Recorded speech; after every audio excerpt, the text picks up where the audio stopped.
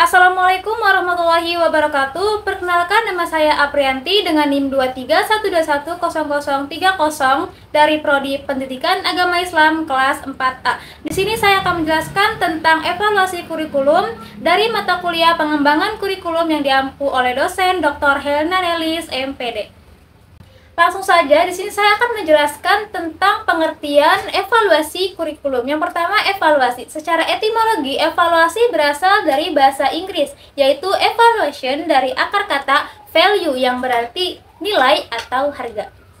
Sedangkan beberapa para ahli berpendapat bahwa yang dimaksud dengan evaluasi yaitu pertama, menurut Hamid Hasan mengartikan evaluasi sebagai usaha sistematis menyampaikan informasi mengenai suatu kurikulum untuk digunakan sebagai pertimbangan mengenai nilai dan arti dari kurikulum dalam suatu konteks tertentu. Yang kedua, menurut Sailer, bahwa evaluasi adalah proses untuk mengetahui apakah tujuan pendidikan sudah tercapai atau terselesaikan. Yang ketiga, menurut Ari Kunto, bahwa sebuah proses pengambilan keputusan terhadap sesuatu dengan ukuran baik atau buruk sehingga dapat dikatakan bersifat kualitatif. Yang selanjutnya yaitu pengertian kurikulum. Kurikulum adalah seperangkat rencana dan pengaturan mengenai tujuan isi dan bahan pelajaran serta cara yang digunakan sebagai pedoman penyelenggaraan kegiatan penilaian untuk mencapai tujuan pendidikan tertentu. Sedangkan pengertian kurikulum menurut Grayson 1978, kurikulum adalah suatu perencanaan untuk mendapatkan keluaran atau outcomes yang diharapkan dari suatu pembelajaran. Perencanaan tersebut disusun secara terstruktur untuk suatu bidang studi, sehingga memberikan pedoman dan instruksi untuk mengembangkan strategi pembelajaran. Dari pengertian evaluasi dan kurikulum tersebut, maka dapat disimpulkan bahwa pengertian evaluasi kurikulum adalah penelitian yang sistematis tentang manfaat, kesesuaian, efektivitas, dan efisiensi dari kurikulum yang ditetapkan. Apa tujuan, fungsi, dan manfaat dari evaluasi kurikulum? Yang pertama yaitu tujuan evaluasi kurikulum adalah untuk menunjukkan bagaimana kurikulum diimplementasikan secara keseluruhan dari berbagai sudut. Evaluasi kurikulum dimaksud dilakukan secara yang pertama, untuk perbaikan program. Yang kedua, pertanggungjawaban kepada berbagai pihak. Yang ketiga, untuk penentuan tindak lanjut hasil pengembangan. Fungsi dari evaluasi kurikulum telah banyak disebutkan oleh ahli-ahli terkemuka seperti Tyler, Combach, dan Scriven. Salah satu fungsi dari evaluasi kurikulum yang pertama dikemukakan oleh Tyler 1949 menyebutkan bahwa hasil evaluasi adalah untuk memperbaiki kurikulum. Kemudian Combach 1963 dalam tulisannya yang berjudul Course Improvement Through Evaluation menyebutkan ada dua fungsi evaluasi kurikulum yang berbeda, yaitu memberikan bantuan untuk memperbaiki kurikulum dan untuk memberikan penghargaan. Yang selanjutnya yaitu manfaat evaluasi kurikulum. Secara umum, manfaat evaluasi kurikulum dapat dikelompokkan berdasarkan sasarannya, yaitu bagi guru, bagi pengguna kebijakan, bagi orang tua, dan masyarakat. Bagi guru, evaluasi berguna untuk menilai sejauh mana proses pembelajaran yang telah dilaksanakan apakah berhasil atau tidak. Bagi pengguna kebijakan berguna untuk menilai sejauh mana kurikulum itu telah dilaksanakan oleh semua sekolah, apakah berhasil atau tidak. Bagi orang tua dan masyarakat, evaluasi kurikulum berguna untuk menilai dan mengukur sejauh mana kurikulum yang telah dilaksanakan itu menunjukkan hasil nyata sesuai dengan harapan dan aspirasi para orang tua dan masyarakat. Sedangkan manfaat evaluasi kurikulum menurut Dr. Sukiman yaitu yang pertama memperbaiki substansi, yang kedua memperbaiki implementasi kurikulum, yang ketiga memperbaiki pengaruh kurikulum. Selanjutnya yaitu langkah-langkah evaluasi kurikulum. Yang pertama, menentukan tujuan. Tujuan evaluasi proses pembelajaran dapat dirumuskan dalam bentuk pernyataan atau pertanyaan. Contohnya, apakah strategi pembelajaran yang dipilih dan dipergunakan dosen itu efektif? Atau apakah media pembelajaran yang digunakannya itu efektif? Atau apakah cara dosen mengajar itu menarik dan sesuai dengan pokok materi? Yang kedua yaitu menentukan desain evaluasi kurikulum. Jadi, membuat rencana evaluasi pembelajaran berbentuk matriks dengan kolom-kolom berisi tentang nomor urut, informasi-informasi yang dibutuhkan, indikator, metode, responden, dan waktu. Yang ketiga yaitu penyusunan instrumen evaluasi. Contohnya, lembar pengamatan untuk mengumpulkan informasi tentang kegiatan belajar mahasiswa dalam mengikuti pembelajaran yang dilaksanakan oleh dosen atau mahasiswa untuk saling mengamati. Contoh lainnya, kuesioner yang harus dijawab oleh mahasiswa berkenaan dengan strategi pembelajaran yang dilaksanakan oleh dosen dari metode, media, pembelajaran, minat, dan lain-lain. Yang keempat yaitu pengumpulan data atau informasi. Yang kelima, analisis dan interpretasi. Dapat dilaksanakan bersama dosen dan mahasiswa agar hasil evaluasi dapat segera diketahui. Dan yang terakhir yaitu tindak lanjut. Selanjutnya yaitu strategi evaluasi kurikulum. Ada 4 jenis strategi evaluasi, diantaranya strategi pertama berkaitan dengan penentuan lingkungan tempat terjadinya perubahan. Terdapat berbagai kebutuhan yang tidak atau belum terpenuhi, dan juga berbagai masalah yang mendasari timbulnya kebutuhan serta kesempatan untuk terjadinya perubahan. Strategi kedua yaitu pengenalan dan penilaian terhadap berbagai kemampuan yang relevan. Strategi ini sangat besar gunanya dalam pencapaian tujuan program dan desain yang berguna untuk mencapai tujuan-tujuan khusus. Strategi ketiga yaitu pendekatan dan prediksi hambatan yang mungkin terjadi dalam desain prosedural atau implementasi sepanjang tahap pelaksanaan program. Strategi keempat berkaitan dengan keefektifan proyek yang telah dilaksanakan melalui pengukuran dan penafsiran hasil-hasil yang telah dicapai, sehingga seorang evaluator dapat memilih strategi yang tepat.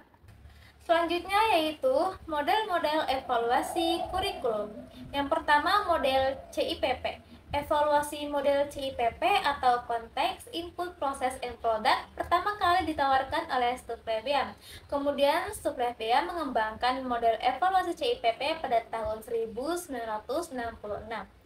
Stufleviam yang dikutip oleh Wirawan menyatakan model evaluasi CIPP merupakan kerangka yang komprehensif untuk mengarahkan pelaksanaan evaluasi formatif dan evaluasi sumatif terhadap objek program, proyek, personalia, produk, institusi, dan sistem.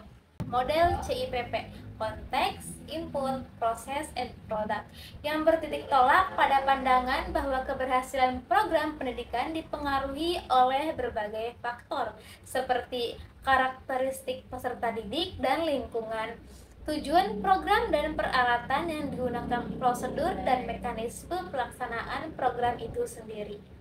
Evaluasi model ini bermaksud membandingkan kinerja dari berbagai dimensi program dengan sejumlah kriteria tertentu untuk akhirnya sampai pada deskripsi dan judgement mengenai kekuatan dan kelemahan program yang dievaluasi. Model ini dikembangkan oleh Stufleviam 1972, menggolongkan program pendidikan atas 4 dimensi yaitu konteks, input, proses, and product.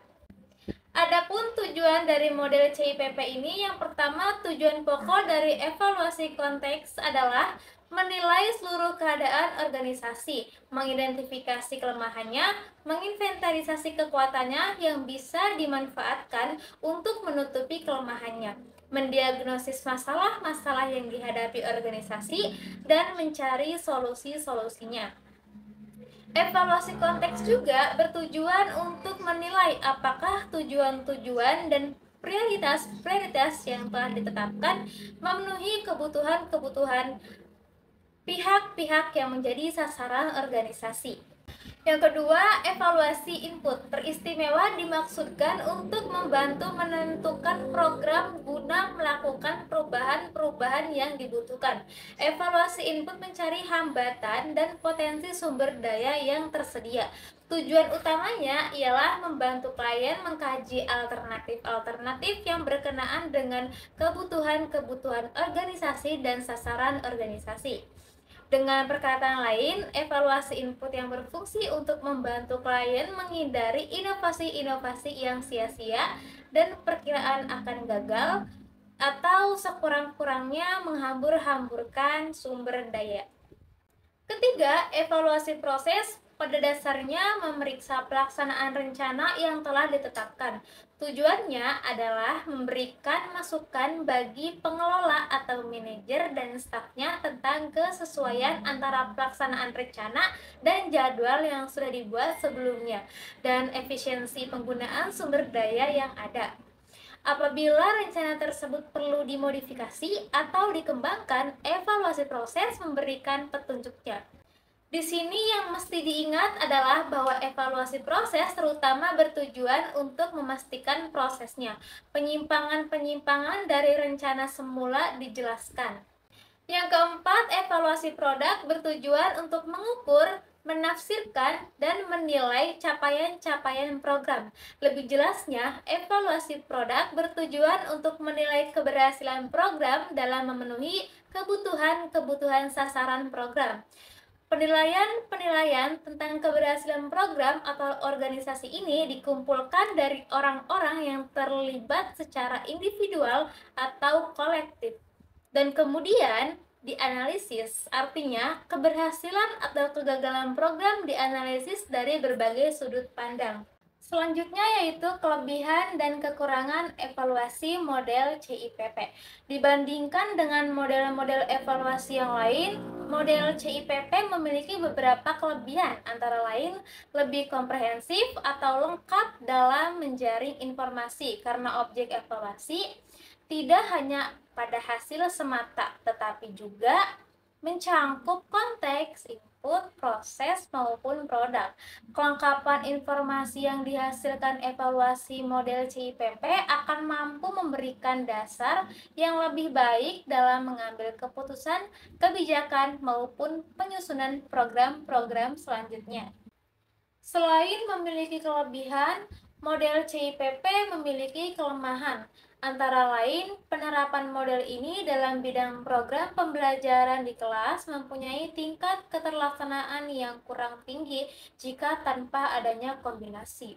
Hal ini dapat terjadi karena untuk mengukur konteks, masukan maupun hasil dalam arti yang luas akan melibatkan banyak pihak yang akan membutuhkan waktu dan biaya yang lebih. Dapat disimpulkan bahwa model evaluasi CIPP terdapat kelebihan dan kekurangan.